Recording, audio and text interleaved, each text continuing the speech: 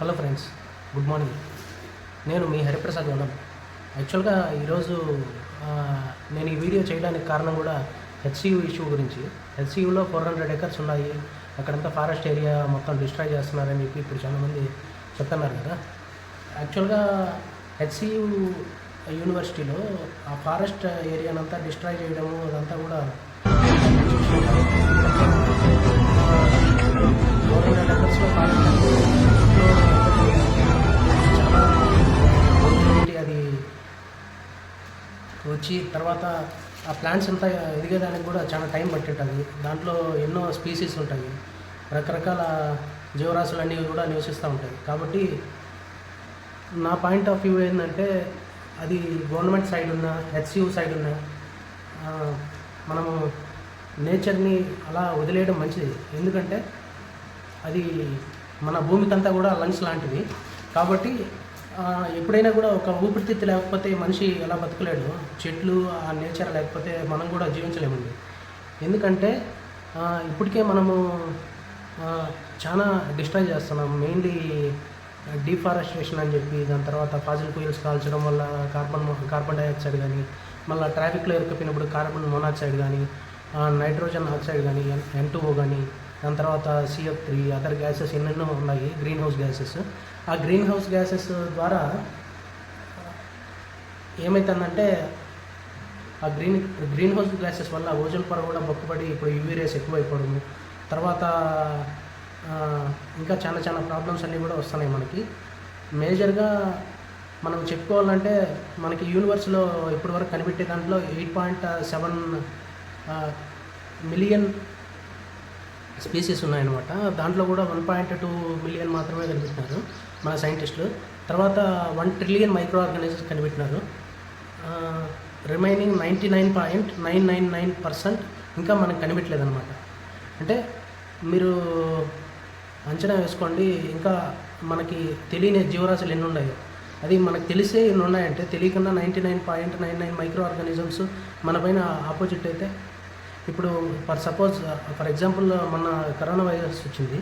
ఆ corona virus కూడా ఈ మధ్య మనకి హాస్పిటల్ ఫెసిలిటీస్ లేకపోతే ఇంకా చాలా ఇబ్బందులు వచ్చి మనమంతా కూడా లాక్డౌన్లో చాలా ఇబ్బంది పడినాం కదా. అందుకనే నేను చెప్తున్నాను, ఒక్క మైక్రో ఆర్గానిజమ్స్, 2 మైక్రో ఆర్గానిజమ్స్, 2-3 వైరస్ల వల్లనే మనం ఇంత ఇబ్బంది పడినామంటే, టోటల్ మైక్రో ఆర్గానిజమ్స్ మన పైన దాడి చేస్తే మన పరిస్థితి ఊహించుకోండి. ఇప్పుడు ఓవరాల్ WHO ప్రకారం 12 మిలియన్ ఫిజిషియన్స్ ఉన్నారని చెప్పి గూగుల్లో కూడా కొడితే మీకు వస్తుంది. దాంతోపాటు మన పాపులేషన్ వరల్డ్ వైడ్ 2023 ప్రకారం మనకి దాదాపు సమ్ బిలియన్స్లో ఉన్నారు. ఎంతైనా కూడా మనకి ఆ డాక్టర్స్ ఈ పాపులేషన్ని కంట్రోల్ చేయడము అదంతా కూడా సరిపోదండి. కాబట్టి మనుషులు ఒక్కటే జీవరాశులు కాదు, ఇంకా మిగిలినట్టు కూడా జీవరాశులు చాలా ఉన్నాయి. దాంతోపాటు నేచర్ని కూడా కాపాడాల్సిన బాధ్యత మన పైన ఉంది. కాబట్టి నా తరపు నుండి నేను రిక్వెస్ట్ చేసేది ఏంటంటే, ప్లీజ్ నేచర్ని మాత్రం డిస్టర్బ్ చేయకండి. ఎందుకంటే రాబోయే తరాలకు కూడా మనం ఈ నేచర్ని అందించాలి. దాంతోపాటు ఈ ఆక్సిజన్ కొరత చాలా ఉంది. ఇప్పుడు మీకు ఇక్కడే కాదు, ఢిల్లీలో కూడా, హైదరాబాద్, మంచి మెట్రోపాలిటన్ సిటీస్లో కూడా చాలా ఆక్సిజన్ కొలత వల్ల ఎంతోమంది ఇబ్బంది పడుతున్నారు. అలర్జీలని, లేకపోతే లంగ్ డిసీజెస్, ఎన్నెన్నో డిసీజెస్ వచ్చి ఇబ్బంది పడుతున్నారు. అదొకటే కాదు, ఇప్పుడు మీకు సింపుల్గా చెప్పాలంటే, ఒక ప్లాంట్స్ వల్ల మనకి ఎన్నెన్నో ఉపయోగాలు ఉంటాయి. ఒక బాడీలో మైక్రోన్యూట్రియన్స్, మ్యాక్రోన్యూట్రియన్స్ అని ఉంటాయి. ఆ మైక్రోన్యూట్రియన్స్ ఏవో తగ్గినా కూడా మాల్ న్యూట్రిషన్ వస్తుంది. ఇప్పుడు మనము రోజు తింటున్నాం కార్బోహైడ్రేట్స్ అంటే అన్నము ఇలాంటివన్నీ. దాని తర్వాత మనం తీసుకున్న వెజిటేబుల్స్, లీఫీ వెజిటేబుల్స్ కానీ, లేకపోతే ఏవి తీసుకున్నా కూడా మనకి న్యూట్రియన్స్ అన్నీ బాడీకి కరెక్ట్గా అందట్లేదు. అంటే మనము ప్లాంట్ నుండి కావాల్సినవి ఇంకా చాలా ఉన్నాయి మనకి.